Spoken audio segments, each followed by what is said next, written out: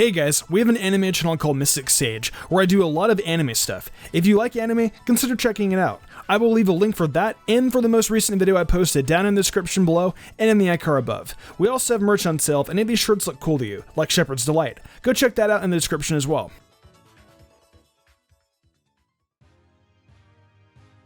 Well, you all seem to like this video from a few weeks ago about which Pokemon I thought wouldn't make it in the Pokemon Sword and Shield amidst the whole National Dex controversy. I gotta say, I think it will hold up pretty well as it has so far. But obviously, a list like that brings up the contrary, being the Pokemon that absolutely must be in these games. Now, of course, these will partially be opinionated, but there will be solid reasons for why every single one of these Pokemon are on the list. An example of this being the origins of the Pokemon aligning with the UK, the region that the Galar region is based on. Anyways, without further delay, let's get right into this list.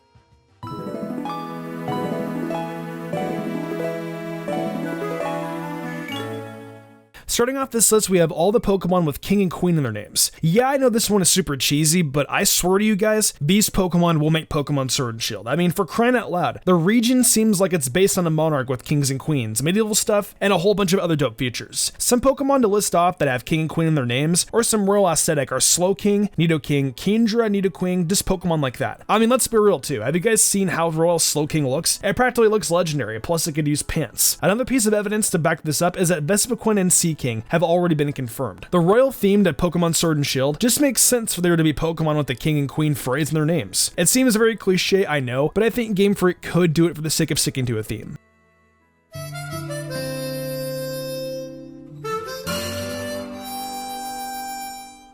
Coming up next, we have the Sandcastle Pokemon, Palossand. Now this one isn't really based in some sort of lore or origin really. Simply put, it's on this list because there are tons of castles throughout the UK, and it's a castle itself, just of the sand variety. Now before you call me a hypocrite because I included the Alola Pokemon while snubbed others for being too tropical, hear me out. The UK actually does have its fair share of beaches, as well as the fact that sandcastles are inherently a tropical concept. So that's why I believe this one can work in Galar versus the likes of Comfey and Bruxish. There are also a few places that I can see some Sand and Palossand chilling. First of all, though it may be in the ice area of the game, everything we've seen in this area is very much reminiscent of a beach, just a little frozen over. There's also these two areas at the top level of the map, one being a desert which I can still picture these Pokemon in, as well as this more vacant area that is actually a bit more of a shoreline than any other location on the map. So again, while these Pokemon are here for more trivial reasons, they are ones that make sense, so that is why I had to put these two amazing sandcastles on the list.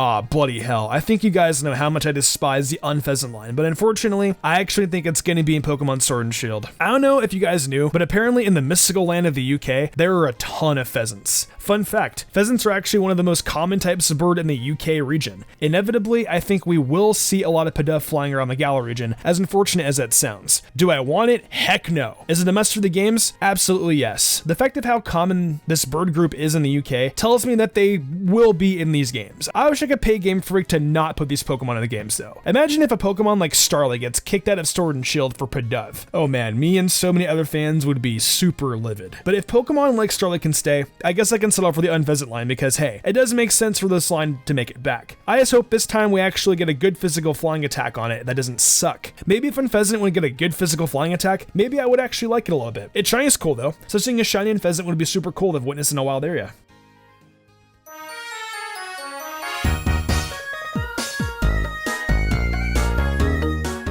In the number 7 spot, we have a Pokemon that I've talked about a few times in regard to Galar, being Druddigon. I also hate this Pokemon, but this Pokemon out of any of the dragons makes the most sense to come over to the Galar region. It definitely has a bit of an influence from European dragons, but even more so does it bear similarities to the Welsh Dragon. The Welsh Dragon is very important to the culture of Wales, being the country's national animal and finding a place on their flag as well. Even the names share a common trait of having double D's within them. The influence is clear, so to me it's pretty obvious that it would make an appearance in Sword and Shield. I discussed the possibilities of it getting an evolution in this video a couple months back, and I feel that may still happen. Although with the recent reveal of Obstagoon, it may even open up the possibility to a Galarian Druddigon, with a bonus evolution at this point in my opinion. We'll just have to see what happens, but I believe at the end of the day, we will be seeing Druddigon make an appearance in Sword and Shield, one way or another.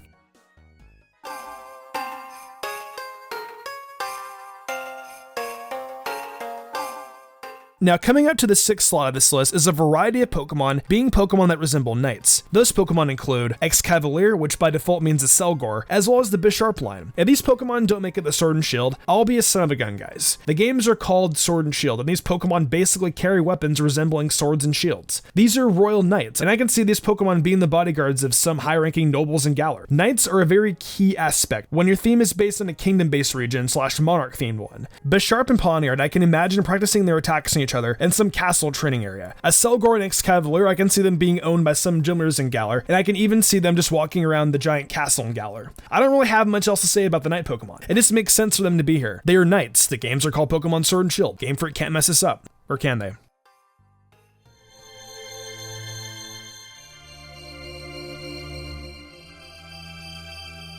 Starting off the top 5 of this list, we have Gen 5's Gothitelle line. Aside from just looking like they could really fit in this region, once again there's an actual real-world reason why you might be able to find these Pokemon in Galar. And all 3 Pokemon's names, we have the word Goth. So it's clear that they are all based on Gothic culture. And by this point, I'm sure you've guessed it, Gothic culture can be linked to Western Europe and in terms of fashion, the UK and England. Once it was popularized by this region, it spreads across the whole world like wildfire, becoming very prominent in the USA and even in Japan. I think this is a super strong reason and was a no-brainer for making it into the top portion of this list.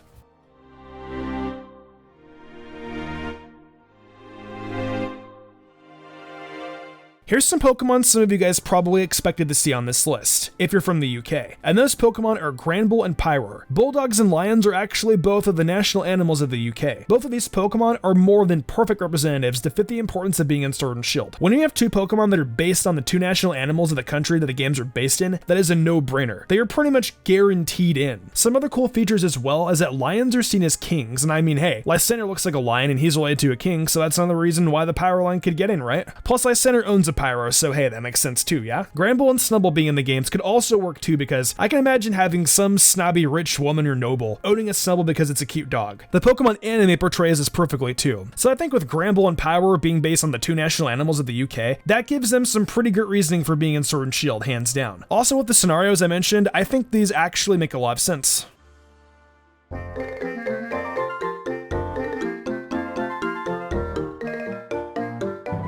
At number 3, we have yet another set of Generation 5 Pokemon on this list, this time being the Clink line. Now, to get the obvious stuff out of the way, one of the immediate thoughts I had for why the gear Pokemon would be in Galar was because of this geared up steampunk city. However, it's not simply because it's an aesthetic. Europe, and therefore the UK, are known as one of the societies that contributed heavily to the Industrial Revolution, which is a clear influence in these games. I mean, take a look at Galarian Weezing, for example. But in addition to this, as was pointed out in one of Loxton's most recent videos, we can actually see a patch of sorts with a very unusual looking Clink on Team Yell's jackets. Now, Loxton theorizes this could perhaps be a Galarian version of the 3 Pokemon, but I'm really not so sure myself, as we can see this weird looking Hoothoot in a logo, but still have normal ones in the game. We'll just have to wait and see what actually comes of this, but all I know is that with all the cultural influences that support Clank's placement in this region, in addition to it being referred to in any way at all, makes me feel that we'll definitely be able to catch these amazing gears somewhere in Galar.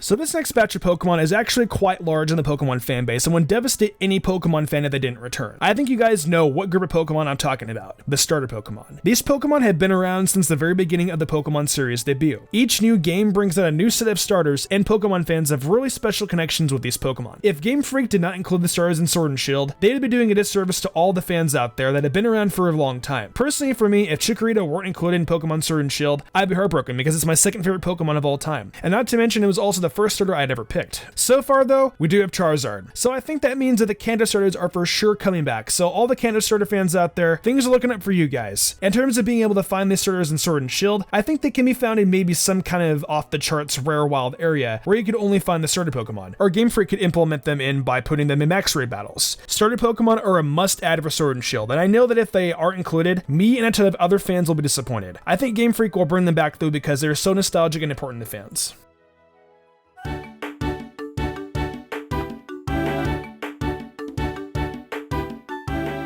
Alright, Alright, if you guys didn't see this Pokemon coming in at number 1, well, I don't know what's wrong with you. At number 1, we have the literal Sword and Shield Pokemon, Aegislash. Aegislash is a sword and shield. Literally, that's all there is to it. The title of the games is a Pokemon. If this Pokemon isn't in Sword and Shield, Game Freak must be doing some really silly stuff. According to its Pokedex entries as well, for both its Generation 6 entries, they mentioned Aegislash being able to sense leadership amongst individuals that are fit to be kings. Kings were also highly associated with Aegislash. I think it's a no-brainer that Pokemon based on a Sword and Shield will be in Sword and Shield. Something tells me that Aegislash actually originated from Galar as well. Who knows though? That's just my tiny tidbit.